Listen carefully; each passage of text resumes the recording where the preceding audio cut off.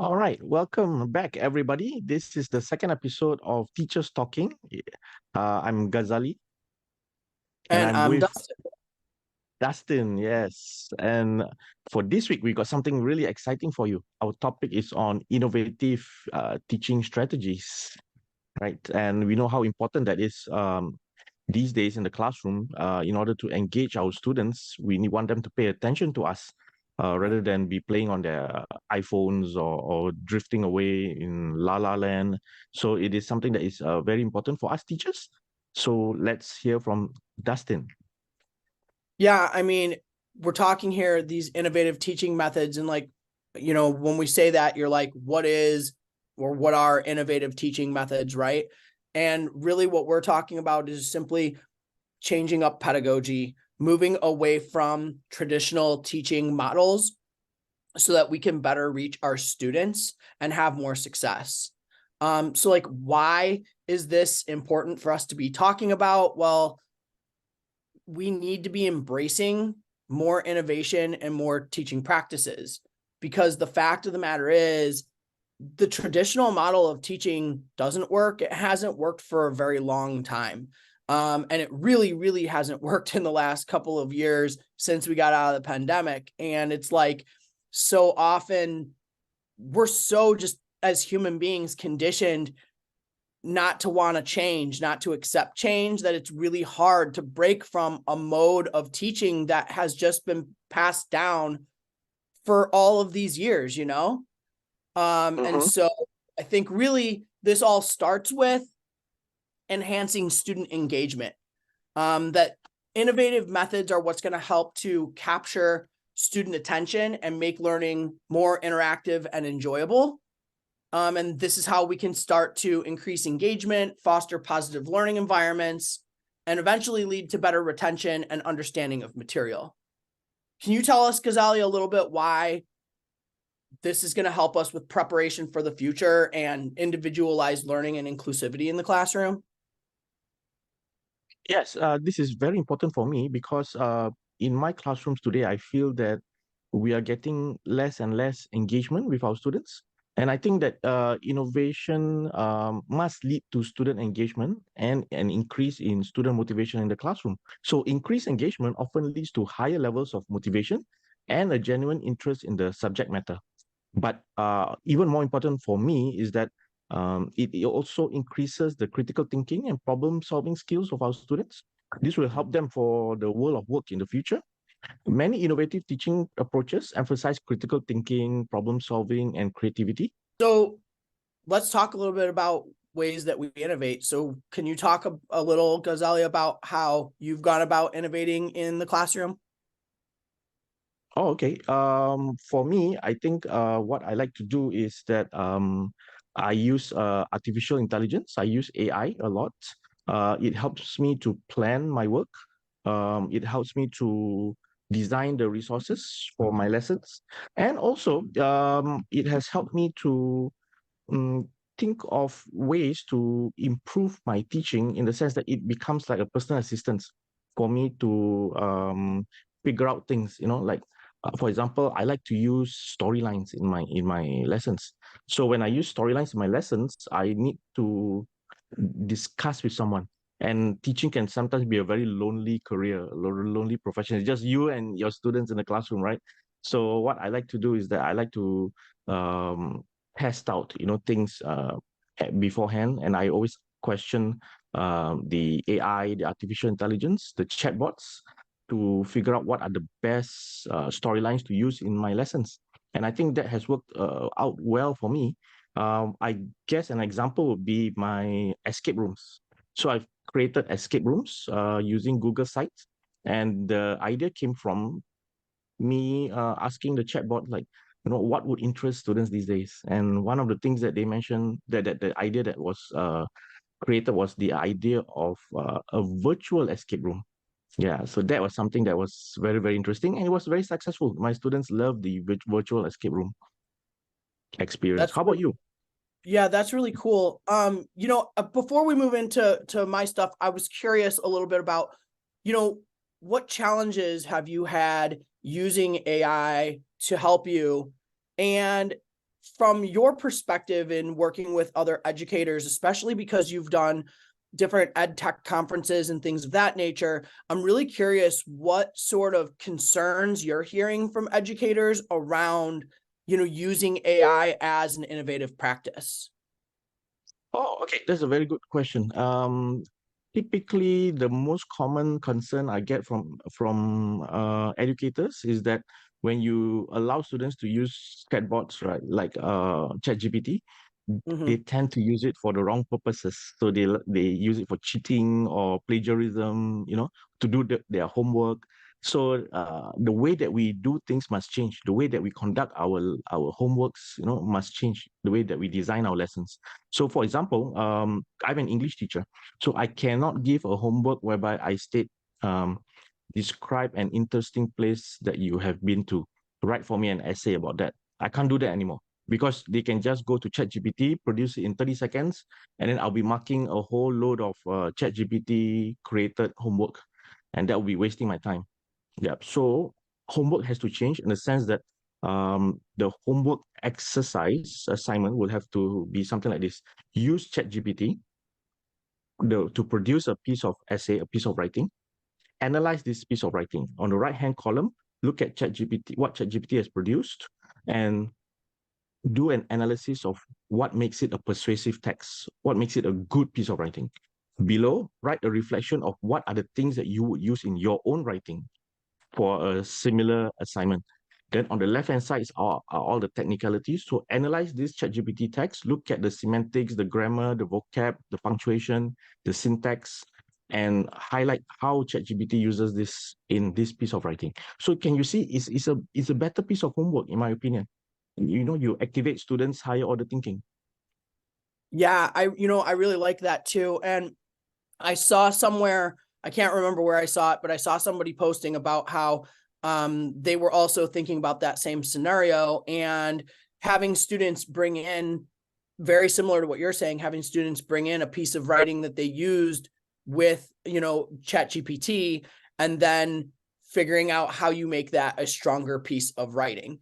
Because I think the other thing is they can use that, but it's not in their own voice, it's not their own tone, and it certainly isn't giving them proper, paper structure.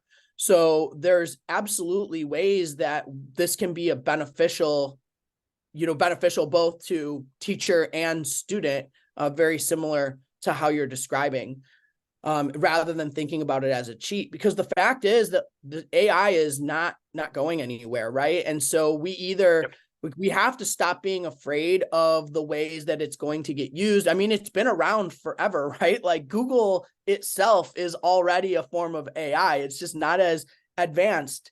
And I think the other thing is people think that the AI is like thinking for itself, and it's not. It's just a system that pulls information from all over the place, right?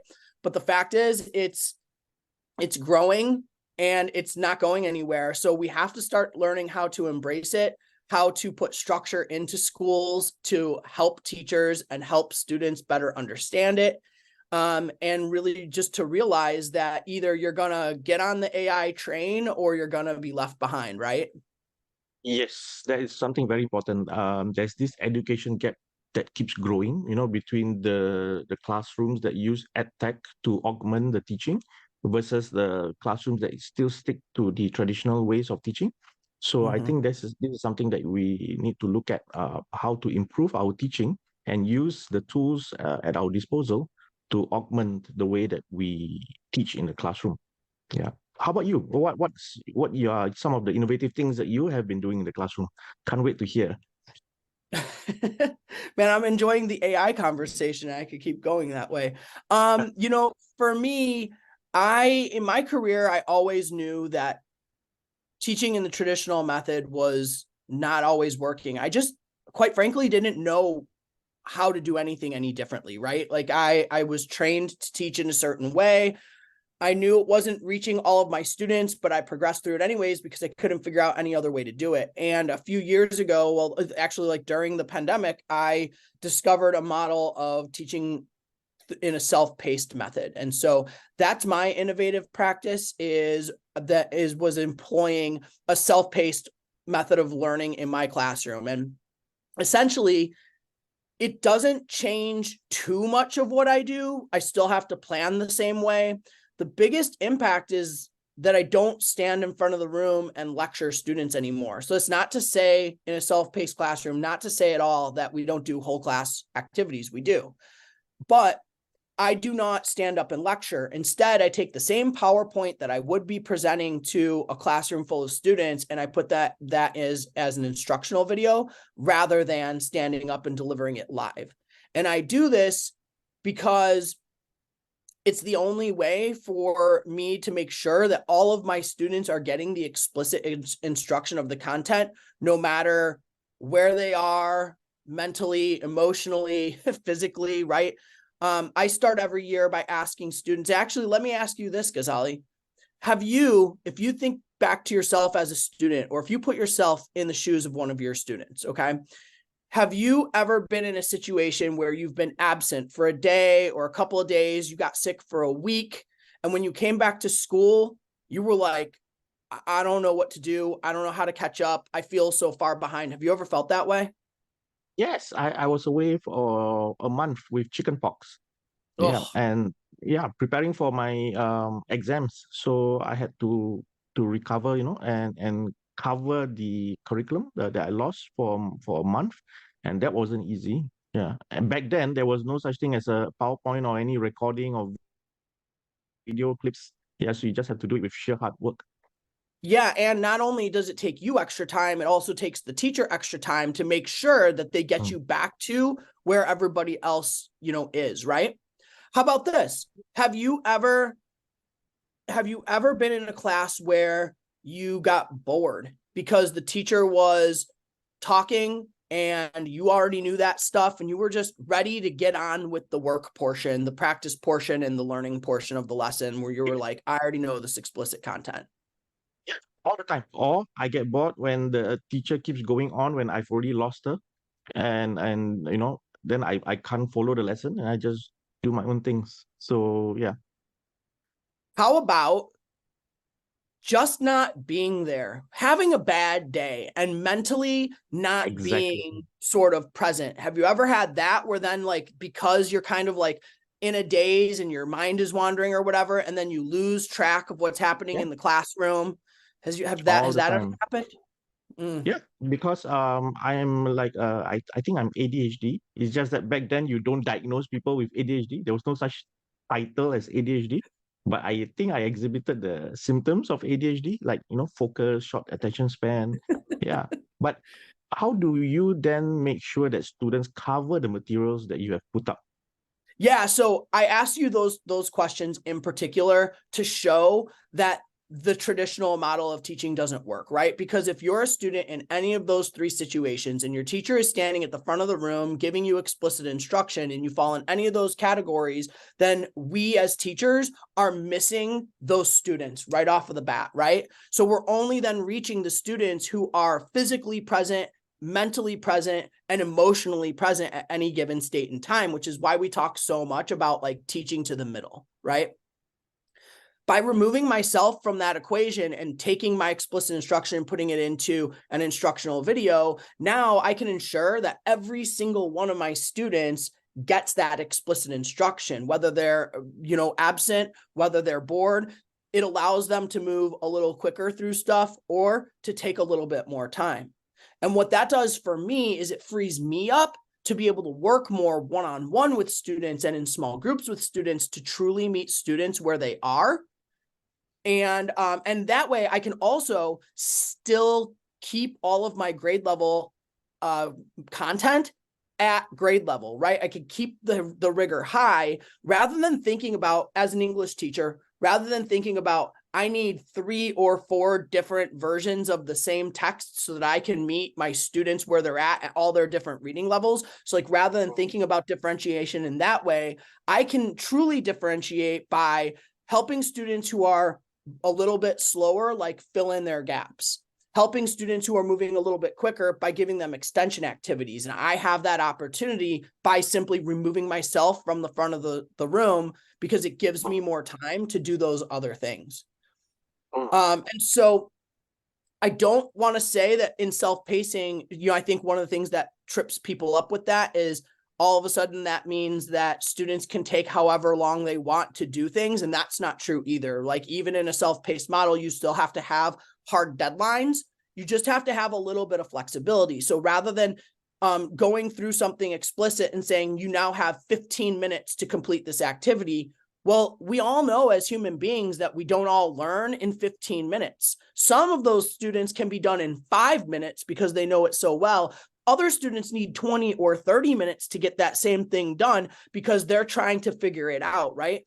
And the more we like try to force our students one way or another, the more that we are missing those learning opportunities. And so that's kind of the way that I've done things. There's a lot that goes into self-pacing. We could probably do an entire podcast like just on that methodology, but at its root, that's kind of the biggest shift from a traditional mode is really that. Yeah, that sounds very interesting. So I think it does deserve its own episode, just like AI deserves its own episode Yes, as well. You can go yes. really deep into all these topics. Definitely, we should consider that. I think our audience will love it. And don't get me wrong, there's challenges with that, right? Like part of the challenge with running a self-paced classroom means that you have to spend more time planning up front than planning, because so many teachers get into this mode of like planning week by week. I actually spend the time planning an entire unit out at one time so that when I start a unit, my students have access to all of the content right then and there.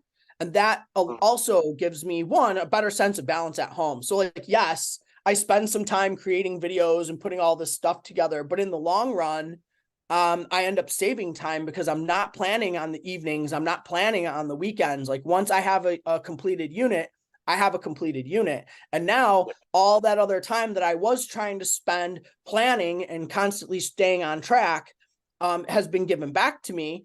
I do a lot more like live grading. When you're meeting with students one-on-one, you're actually getting better product as well because you know what students are producing and you know it much faster and much more on the spot. So time is probably the biggest challenge when it comes to self-pacing and really like making sure you have that, right? And time, I think is always a challenge. It's always a challenge. Yeah, I think that's the main issue here is that teachers always ask me like, when you design your AI lessons, how long does it take to design like an escape room? I tell them, I take about 4 to 5 hours to design one escape room. And then they goes, I don't have that much time. Yeah, but they take a week to escape that room. So I'm spending that amount of time for the students to learn the lesson. It doesn't end in just one lesson alone. I mean, it spans an entire week of curriculum.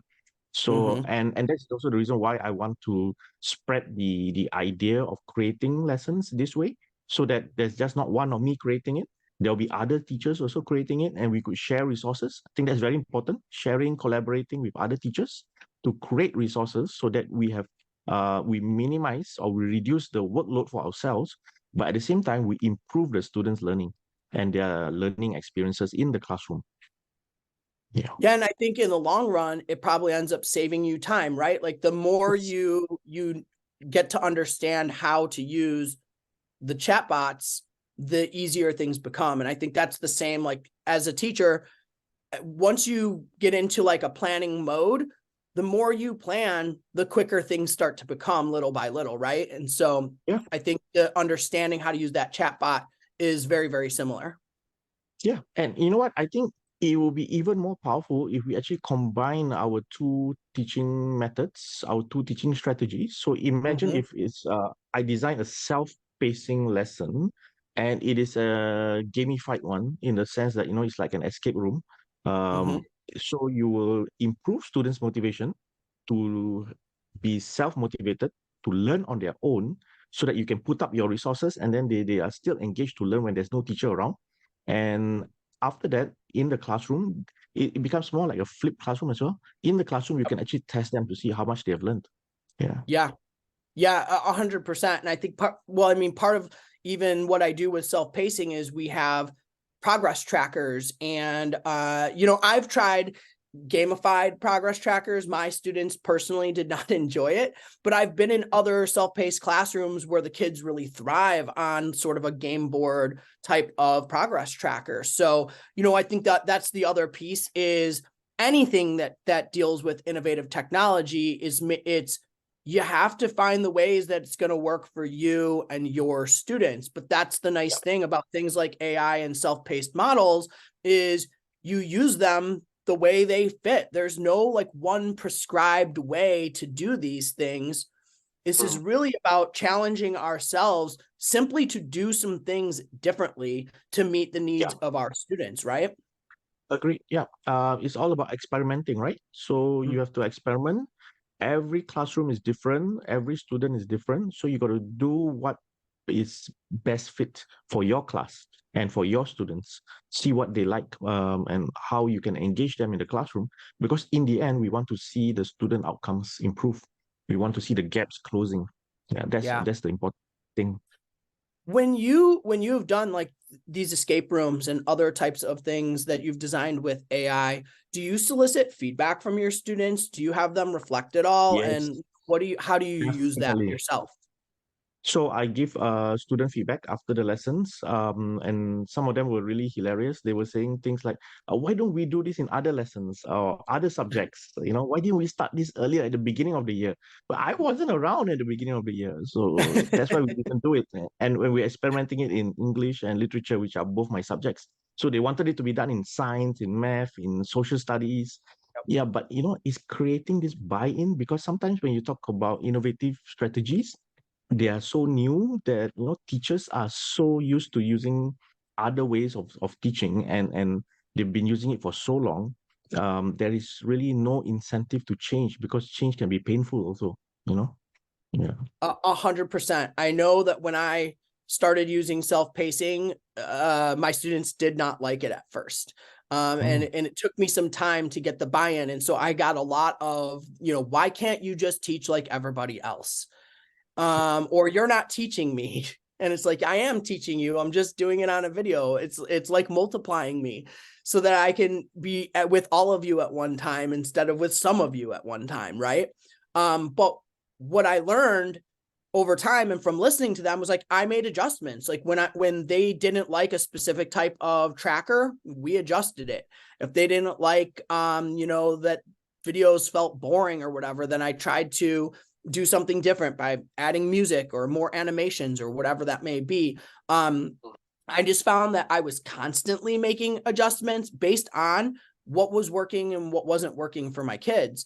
And that helped to create more buy-in.